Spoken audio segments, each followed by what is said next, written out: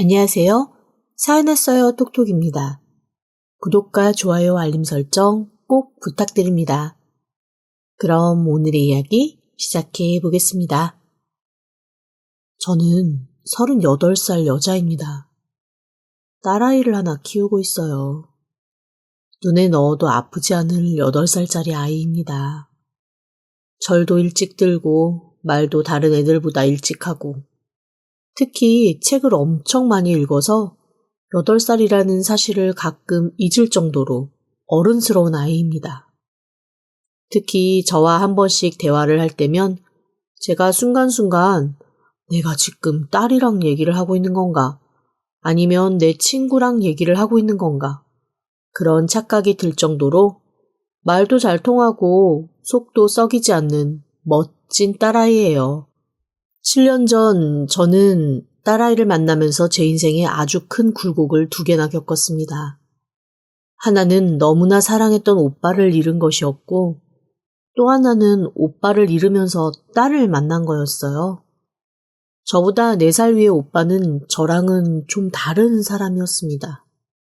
사실 제가 딸내미 만나면서야 이렇게 정신 차리고 제대로 살지 그 전까지는 저희 아버지가 제 별명을 개차반이라고 붙여주실 정도로 정말 제멋대로 살았거든요. 고등학교 졸업하고 대학에 딱 붙어서 등록금 받았는데 갑자기 대학이 너무 가기가 싫은 거예요. 어쩐지 고등학교 3년 내내 잠도 제대로 못 자가며 공부했는데 바로 다시 공부를 해야 되는 학교를 가야 된다는 것 자체가 그렇게 싫더라고요. 그땐 몰랐죠. 등록금도 안 내면 휴학조차 할 수 없다는 걸요. 그냥 등록금 받은 돈 그대로 들고 저는 무작정 야반도주 하듯 여행을 떠났습니다. 당연히 집에서 난리가 났습니다. 학교에선 당시만 해도 등록금을 안 내면 집으로 전화와서 등록 포기할 거냐 뭐 이런 얘기 물어보고 그런 친절함이 살아있던 시절이었거든요.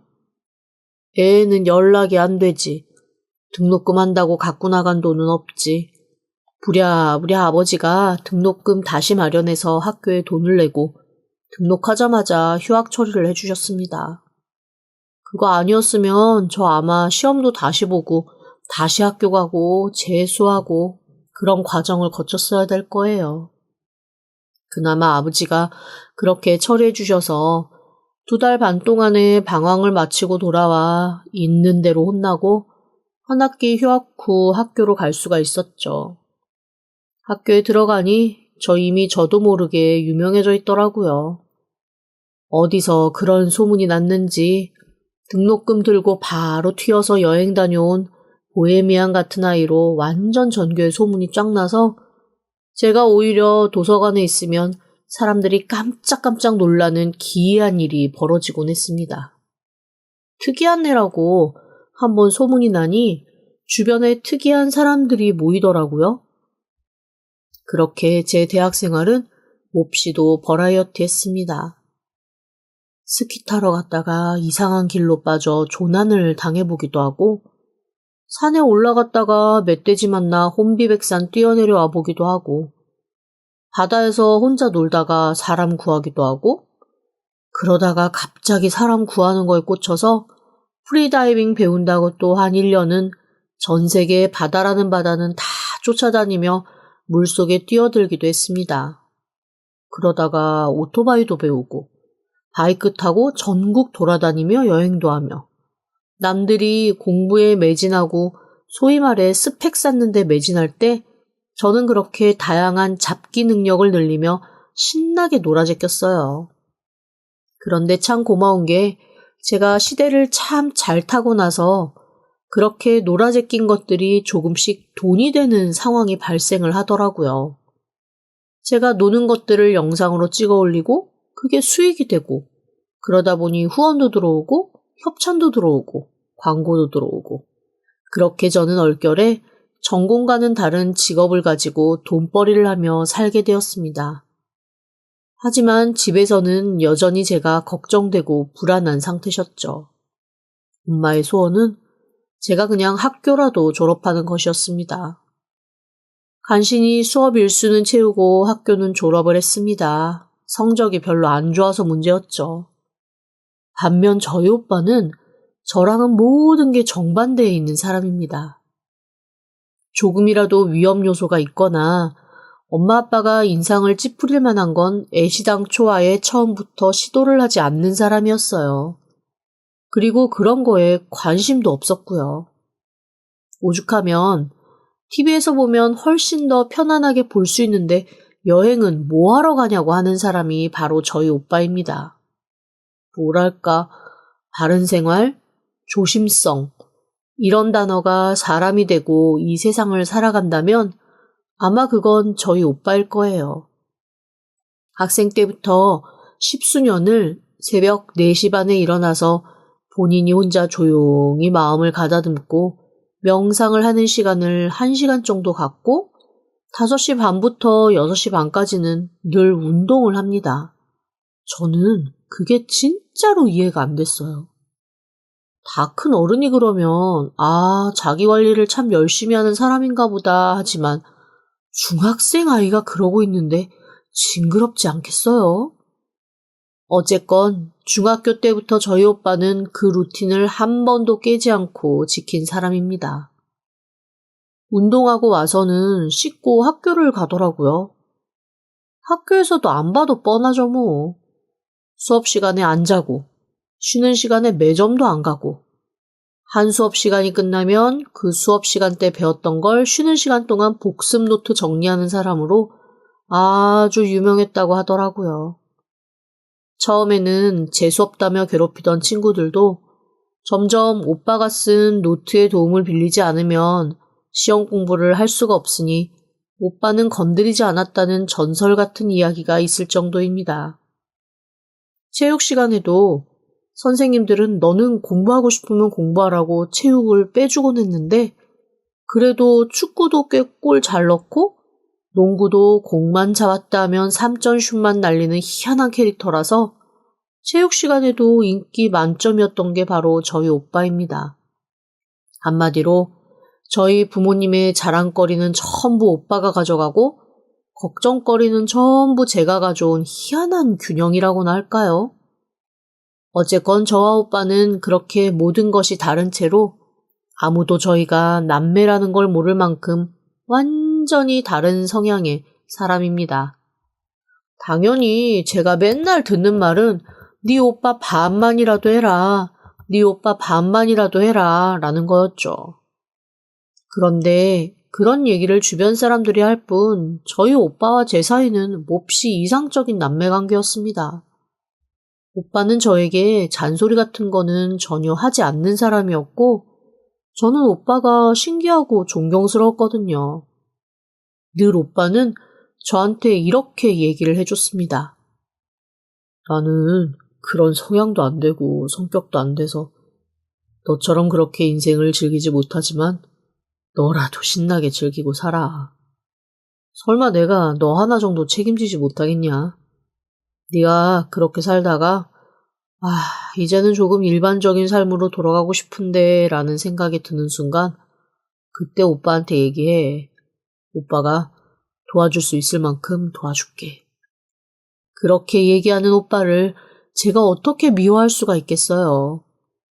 다들 주변에 보면 오빠 있는 애들의 소원은 오빠가 사라지는 거라고 하던데 저는 어렸을 때부터 은근히 마음속으로 오빠 없는 삶은 정말 외롭고 힘들겠다라는 생각을 하면서 살았습니다.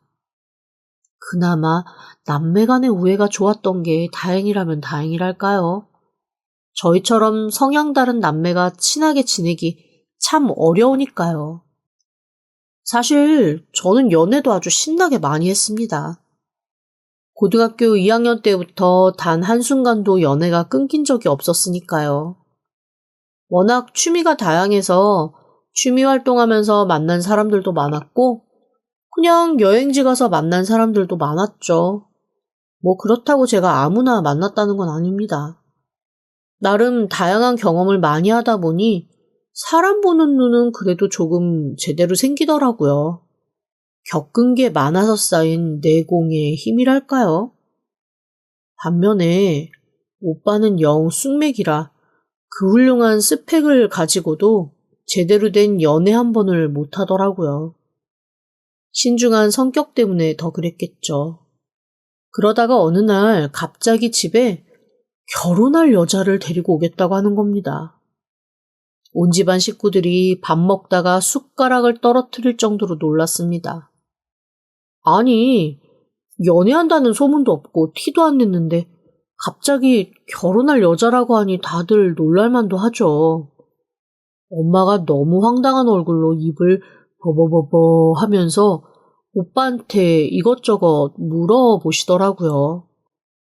아니, 너 그러니까 연애를 했었어? 어떤 여잔데? 언니, 엄마한테는 미리 귀뜸이라도 좀 해주지. 뭐 하는 여자야? 어머니 아버지는 뭐 하시는데? 아니, 얼마나 만났길래 벌써부터 결혼 얘기가 나와? 엄마, 만난 지는 얼마 안 됐어요. 그냥 서로 마음 잘 통하고 더 나이 들기 전에 그냥 결혼하자 이렇게 얘기가 돼서 결혼하기로 한 거예요. 그리고 부모님은 안 계세요. 어렸을 때부터 부모님 다 잃고 할머니 손에서 자라다가 중학교 때 할머니까지 돌아가셔서 그때부터는 보육원에서 자랐다고 하더라고요. 자기 일 열심히 하면서 잘 지내는 그런 친구예요. 그리고 무엇보다 아기를 가졌어요. 오빠의 결혼하겠다고 하는 말엔 모두가 할 말을 잃는 충격을 받았다면 아기를 가졌다는 말에는 다들 기절할 만큼 놀라고 말았습니다. 저는 사실 오빠가 어떤 여자랑 뽀뽀를 할 수 있는 사람이라는 것조차 믿을 수가 없었거든요. 그 정도로 쑥맥이라고 생각했는데 아니 어떻게 아이까지는 만들 줄 아네? 라는 생각에 어이가 없기도 하고 오빠를 두고 이런 생각을 한다는 게 좀 기막히기도 하고 하여간 복잡한 심경이었습니다. 아이를 가졌다는 말에 아버지는 음료수를 드시다가 사례가 들리셨고 엄마는 뒤로 자빠질 듯 놀라시더라고요. 그렇게 오빠의 결혼은 번갯불에 콩 볶아 먹듯 이루어졌습니다. 그런데 딱 하나. 상견례라고 하기에도 애매한 그냥 가족끼리 만나는 자리에서 처음 만난 새언니는 영 느낌이 싸하니 별로 좋지는 않았습니다. 그쪽에 부모님이 없으니 그냥 가족끼리 모여 밥이나 먹자 하고 나온 자리에 저는 무슨 댄서가 나오는 줄 알았어요. 몸에 착 달라붙는 옷에 짙은 화장, 누가 봐도 상견례 자리에 나올 법한 모습이라기보다는 공연 같은 거를 나가기에 딱 적합한 모습이더라고요. 한편으로는 그냥 이해를 하려고 했습니다. 저보다 3살이나 어린데다가 오빠랑은 나이 차이가 7살 나는데 어린 나이에 임신까지 했고 의지할 부모님은 없고 그러니 어떻게 하든 자기 자신을 좀 강하게 보이게 하거나 소위 꿀리지 않게 다듬는 방법으로 저렇게 센 화장과 옷을 택했거니라고 생각하기로 했어요. 제가 살면서 보니까 사람들이 뭔가 자신이 없을 때 자기 외향을 과하게 꾸미는 경향이 있더라고요. 마치 갑옷을 입는 듯한 그런 마음으로 말이죠. 그래서 속으로 아이고 갑옷 입었구나 그냥 우리가 이해하자라는 생각을 했습니다. 그렇게 저희 엄마도 생각을 하신 듯 아무 말도 안 하시고 나중에 집에 와서도 단 한마디를 안 하시더라고요. 오히려 제가 엄마한테 이렇게 물어봤어요. 엄마, 어때? 내가 볼 땐 오빠가 평생 처음으로 엄마를 실망시킨 순간인 것 같은데 엄마 괜찮아? 그러자 저희 엄마가 가만히 있다가 이렇게 말씀하시더라고요. 됐어. 자기 인생인데 뭐. 그리고 생각해보면 자식으로 태어나서 큰 사고 없이 잘 자라주고 자기 굿이라고 자기 가정 꾸리겠다고 판단해주고 그러는 것만으로도 사실은 자식 역할은 다 한 거야. 내가 자식 두고 트로피로 삼을 것도 아니고, 자식 가지고 내 자랑 삼을 것도 아니고, 그냥 잘 살길 바라는 거지. 그리고 내 아들이 택했는데 내 마음에 들고 안 들고가 무슨 소용이니? 내 아들 마음에 들면 그걸로 된 거지. 어차피 내 아들이 선택한 여자고 내 가족들 건데 내가 뒷말하고 마음에 불편한 거 남겨봐야 뭔 소용이야. 어차피 내 얼굴에 침 뱉기지. 그러니까 너도 마음에 뭔가 얹히는 게 있어도 아무 말 하지 말고 그냥 새언니한테 깍듯하게 잘해. 저희 엄마 인격이 훌륭하신 건 알고 있었지만 이 정도이실 줄은 정말 몰랐습니다. 엄마의 말을 듣고 사실 새언니 뒷말을 좀 하고 싶어서 근질거렸던 제 말도 훅 들어가 버리더라고요. 엄마 말씀대로 어차피 내 식구 될 건데 욕해봐야 무슨 소용인가 싶었거든요. 그런데 결혼하고 1년 뒤 정말로 대차게 욕을 해야 되는 상황이 발생을 했습니다. 오빠가 결혼을 하고 3개월 뒤에 회사에서 하는 건강검진을 받고 청천벽력 같은 얘기를 들었어요. 간과 폐, 그리고 식도와 장에 모두 암세포가 있다는 얘기였습니다. 불과 1년 전에 검사할 때는 조금도 나타나지 않았던 세포들이 1년 만에 어디서 그렇게 나타난 건지, 병원에서는 원래 젊은 사람들이 좀 더 전이가 빠르고 세포가 커지는 속도가 걷잡을 수 없다며 어쩔 줄 몰라 하더라고요. 그 와중에도 오빠는 담담했습니다. 다만 아내와 아이에 대한 걱정에 시름이 깊어지더라고요. 몇 가지 검사를 더한 후 3개월 시한부를 받았거든요. 처음에 발견된 암뿐만 아니라 췌장과 담낭에서도 암이 발견이 됐습니다. 각각 기수도 몹시 다양해서 어느 것부터 어떻게 손을 대야 될지 병원에서도 난감해하는 상황이었어요. 오빠는 빠르게 현실을 받아들이고 하나씩 삶을 정리하기 시작했습니다. 사회생활 시작한 지 오래 지나지 않아서 사실 재산이 그렇게 많은 것도 아니었거든요. 하지만 결혼을 했고 아이가 태어난 지 1년 정도 돼서 돌밖에 안 되었으니 자기 아내와 아이가 먹고 살 것은 해놔야겠다라는 책임감에 오빠는 마지막까지도 돈을 긁어모으기 위해 애를 썼습니다. 사실 그 시간 동안 저와 엄마 아빠는 별로 도움이 되지 못했어요. 일단 엄마 아빠는 충격에 쓰러지셔서 저는 엄마 아빠를 건사하는 것만으로도 너무 벅찼습니다. 두 분 다 실어증까지 같이 오셔가지고 아무것도 말을 못하고 거의 24시간 신음했다가 눈물 흘렸다가 다시 기절했다가 신음했다가 눈물했다가 하는 걸 두 분이서 번갈아 가면서 하시니 저 역시도 미치고 팔짝 뛸 노릇이더라고요. 두 분을 병원으로 옮기고 오빠 병원을 왔다 갔다 하고 새언니 대신 조카를 봐주며 오히려 저는 모든 사람을 다 고루고루 돌봐야 하는 가장 바쁜 사람이 되었습니다. 그리고 오빠는 뭐가 그렇게 급했는지 의사가 말한 3개월도 채 채우지 못하고 2개월 조금 안 되었을 때 세상을 떠났습니다. 오빠의 장례식은 너무나 서럽고 비참했어요. 저희 엄마 아빠 거의 반송장 상태로 참석을 하셨고 두 분의 실어증이 채 낫지도 않아서 조문객들과 인사도 하지 못했습니다. 그야말로 초상집이라는 표현이 어울릴 정도로 문상 오는 사람들도 모두 비통해서 말을 잇지 못하고 엄마 아빠는 거의 시체처럼 쓰러진 채 문상객들을 맞이하다가 쓰러지다가를 반복했습니다. 이러다가 줄조상이 나겠구나라는 생각에 있는 정신 없는 정신 다 끌어다가 장례 치르느라 제 마지막 진기까지 다 빼쓰는 느낌이었습니다. 그리고 더 기막힌 상황은 장례식 이후에 벌어졌어요. 장례식을 마치고 장지에서 돌아오는 길, 그제야 조카와 새언니가 눈에 안 보이는 걸 알아챘습니다.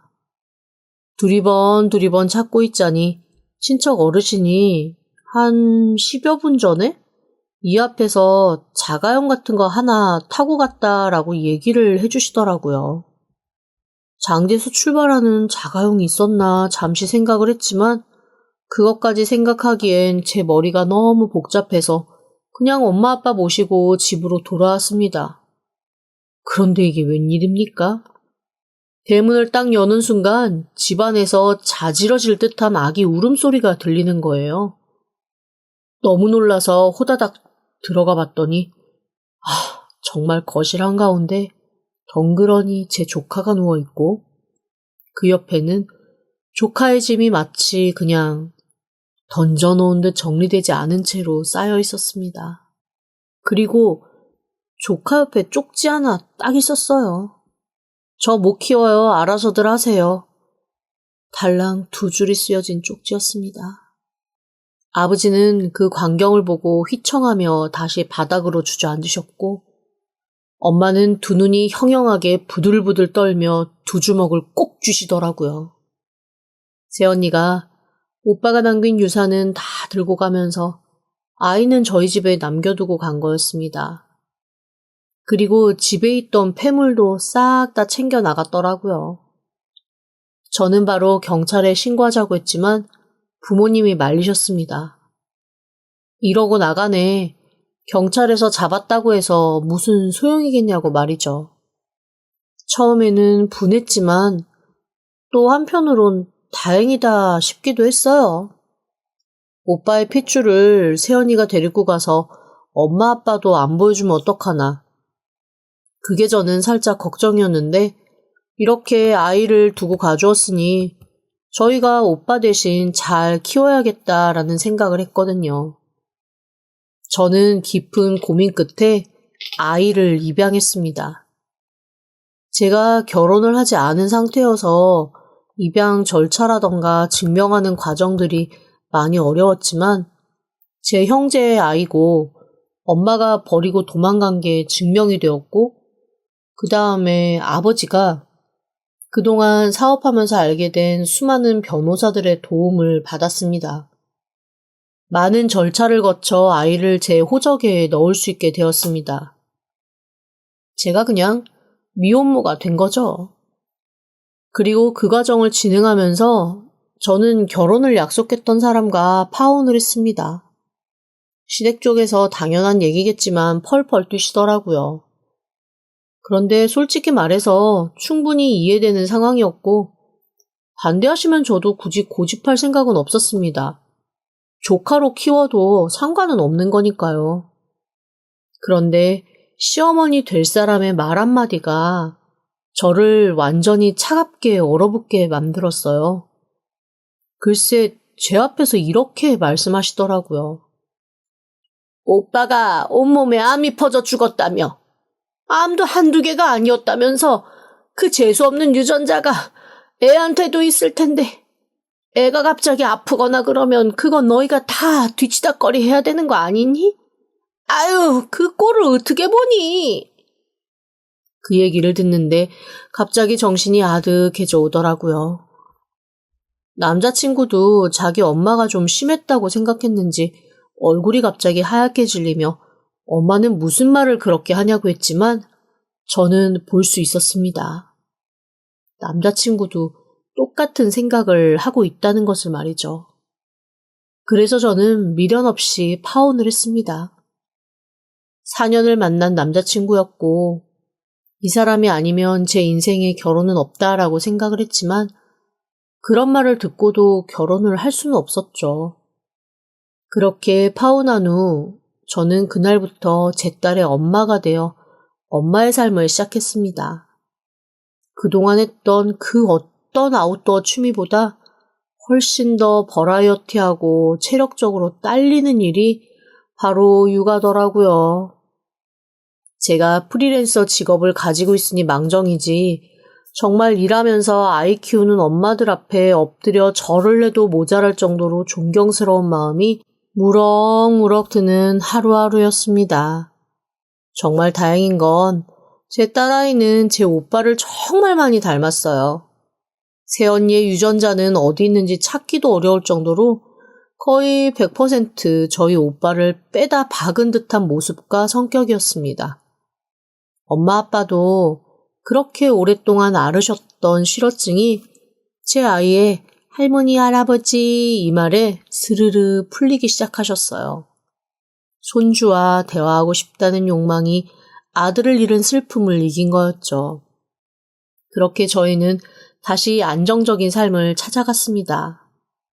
그리고 아이가 8살 되던 해 저는 깜짝 놀랄 소식을 들었습니다.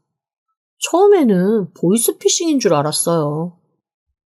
이미 세상 떠난 오빠의 이름을 대며 오빠의 유산을 집행하기 위해 전화를 했다니 제가 왜 안 놀라겠습니까? 아마 전화한 변호사가 오빠의 절친이 아니었으면 아예 만날 생각도 하지 않았을 거예요. 갑자기 전화 온 것도 놀랐지만 더 기막힌 건 저를 만나자고 한 이유였습니다. 오빠가 살아생전에 코인 쪽에 관심이 많아서 코인이나 NFT 이런 쪽으로 분산 투자를 좀 많이 해뒀던 모양이에요. 그런데 그거를 변호사인 자기 친구한테 유언장으로 의뢰를 했다고 하더라고요. 자기 아이가 학교를 가고 8살 정도 되었을 때 아이 앞으로 신탁처럼 넘겨주었으면 좋겠다고 말이죠. 그런데 그때부터 지금까지 오빠가 사둔 그 모든 것들이 말 그대로 완전 떡상을 한 겁니다. 몇 배, 몇십 배가 아니라 몇백 배가 확 뛰어버려서 거의 세금을 내고도 거의 100억에 가까운 재산이 되어 돌아온 겁니다. 그 변호사 친구가 그러더라고요. 이거는 유언장에서도 어차피 아이 앞으로 되어 있는 거고 지금 현재 법적 부모인 고모님이 이 유산을 대리 행사하실 수는 있어요. 일단 이 친구가 아이 8살 되는 생일에 아이한테 선물처럼 상속하고 싶다고 한 건데 뭐 상속세랑 세금이랑 다 떼고도 100억이 조금 넘거든요. 앞으로 아이 편하게 키우실 수 있겠어요? 저는 그 얘기를 듣고 정말 눈물을 펑펑 흘렸습니다. 오빠가 아이를 위해 진짜로 많은 것을 준비해 놓았구나라는 생각이 들어서였어요. 하지만 꽃길만 벌어질 것 같았던 제 인생에 아니나 다를까 호사다마라고 마가 끼기 시작했습니다. 바로 제 딸아이의 생모가 어디선가 유산 소식을 듣고 나타난 거예요. 아이를 버리고 갈 때는 몰래 야반 도주해서 다시는 잡지 못하게 흔적 싹 지우고 달아나더니 나타날 때는 위풍당당하게 옆에 남자까지 끼고 나타났더라고요. 너무나 당당하게 제 앞에 나타나서 첫마디가 뭐였는 줄 아세요? 아이 양육비는 오히려 당신이 내야 할 것 같은데? 뭐라고? 애미 자격도 없는 게 어디 와서 지금 무슨 소리를 짓거리는 거야? 나한테 애 뺏어가서 지금까지 숨겨 키웠잖아. 유산 빼돌려서 당장 아이 다시 내놔. 내가 키울 테니 양육비에 유산까지 싹 내놓으라고. 제가 너무나 황당해서 어디서 나타나서 이제 와서 내 앞에서 양육비 얘기를 하냐고 저도 모르게 버럭 소리를 질렀습니다. 내 허락도 받지 않고 마음대로 아이를 입양에다 키웠으니 지금까지 내 마음의 상처? 그것도 다 보상해야 되지 않겠어요? 아이랑 엄마를 떼어놓고 사는 게 정상이에요? 어쨌건 오늘부터 나는 내 딸아이의 엄마를 할 수 있는 모든 권리는 다 주장할 거니까 그렇게 알아요. 너무나 황당해서 할 말이 없더라고요. 이미 법적으로도 내 아이인데 생모가 나타났다고 해서 그걸 뺏길까 싶었지만 사례를 찾아보니 생모의 편을 들어준 사례도 없잖아 있었습니다. 갑자기 불안해지기 시작했어요. 급히 변호사를 찾아가 이 상황을 어떻게 해야 될지 한참 논의했습니다. 그런데 변호사가 놀라운 얘기를 저한테 해주더라고요. 이런 일이 없기를 바랬는데. 그런데 걱정하지 마세요. 오빠가 학생 때 별명이 뭐였는 줄 알아요? 크레물린 궁이었어요. 그놈 생각은 도저히 알 수가 없었거든요. 미로처럼 오만 생각과 가능성에 대한 모든 시나리오를 다 짜놓는 놈이거든요. 이것도 그 녀석 예상에 있는 시나리오였습니다. 이러면서 변호사는 제 앞에 봉투 하나를 내밀더라고요. 사진과 각종 영수증 기록들이 가득했습니다. 기도 안 막히더라고요. 그 안에는 제 언니라고 부르기도 싫은 그 사람의 불륜 행각들이 정말 한 바가지 들어있었습니다. 이 여자가 하나 몰랐던 게 있어요. 내 친구 놈이 병들기 전에 이 사실을 알고 이혼 얘기를 꺼냈다고 하더라고요. 당연히 여자 쪽에서 싹싹 빌었고 그때 아마 본때 보여주겠다고 이혼서류 사인까지 해서 다 접수하고 선고만 남긴 상태였는데 그 여자 쪽 변호사랑 제가 그 이혼을 마무리했습니다. 이혼 판결 나고 일주일 뒤에 이놈이 세상을 떠났고요. 사실 유산 가져간 것도 다 불법입니다. 만약 이런 식으로 애 앞으로 해둔 유산까지 탐내서 찾아오면 그때는 유산 불법 수치까지 싹 다 털어서 알거지 만들어달라고 했어요. 한번 해보죠. 그랬습니다. 동생은 이미 이혼이 완료된 상태더라고요. 이혼하면서 아이의 친권 양육권도 동생이 다 가져온 상태였습니다. 물론 이 머리 나쁜 여자는 이혼이 완료됐다는 얘기를 듣기도 전에 자기 남편이 죽었으니 아직도 혼인 유효 상태? 즉 자기가 아내로 남아있는 상태라고 생각을 했겠죠? 멍청해서 등본 따위 떼볼 생각도 못할 여자니까요. 그러니 사별한 남편의 재산 자기가 가져와야 된다라고 굳게 믿은 겁니다. 저는 변호사의 도움을 받아 바로 고소고발을 진행했습니다. 처음에는 펄펄 뛰던 그 여자, 변호사가 하는 말을 듣더니 그때부터 변명을 시작하더라고요. 그럴 마음이 없었다는 둥, 육아 스트레스로 잠시 눈이 돌았다는 둥, 별소리를 다 했습니다. 하지만 저희 부모님도 저도 이번에는 그냥 넘어가지 않기로 했습니다.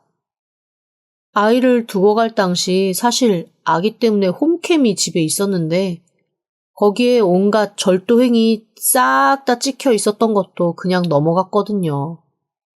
그것까지 해서 싹 다 처벌 의뢰를 했죠. 다행히 아직 공소시효가 남은 것도 있고 탈탈 털어보니 최근 저지른 사기까지 다 드러나서 영락없는 구치소 행위였고요. 그제야 아이의 엄마인데 감옥 보낼 거냐고 협박도 아닌 읍소도 아닌 애매한 입장을 보이길래 저도 참지 못하고 왈칵 쏟아냈습니다. 반성까지는 바라지도 않아. 그래도 적어도 사람이면 이런 짓은 말아야지. 그리고 다시 한번 네 애라고 하면 나 진짜 가만히 안 있을 거야. 감히 내 딸한테 어디 숟가락을 얹으려고 해? 우리 인생에 다시는 나타나지 마. 진짜 나락이 뭔지 보여줄 테니까. 두 주먹 불끈 쥐고 윽박 지르자 그제야 제 눈을 피하며 꼬리를 좀 내리더라고요. 그리고 저는 이 모든 과정을 차라리 속 시원하게 제 콘텐츠를 좋아해주는 분들에게 싹 오픈하기로 했습니다. 인터넷상에서는 잊힐 권리도 잊힐 자격도 없으니 그 여자가 어디에서 뭘 하건 세상 모두가 감시자가 되게끔 하려고요. 대놓고 누구인지 밝히진 않았지만 그건 또 다른 사람들이 알아서 해주겠죠. 그리고 저와 제 딸은 수천 명의 응원자를 얻었습니다. 모두가 제 아이의 보호자가 되고 이모 삼촌이 되어주겠다고 하시니 감사할 따름이죠. 제 아이와 함께 행복하고 건강하게 끝까지 잘 살아보려고요. 힘 주실 거죠? 지금까지 들어주셔서 감사합니다. 구독과 좋아요, 알림 설정은 사연 왔어요 톡톡에게 큰 힘이 됩니다. 지금 바로 구독 부탁드립니다. 그럼 다음 사연으로 또 찾아오겠습니다. 감사합니다.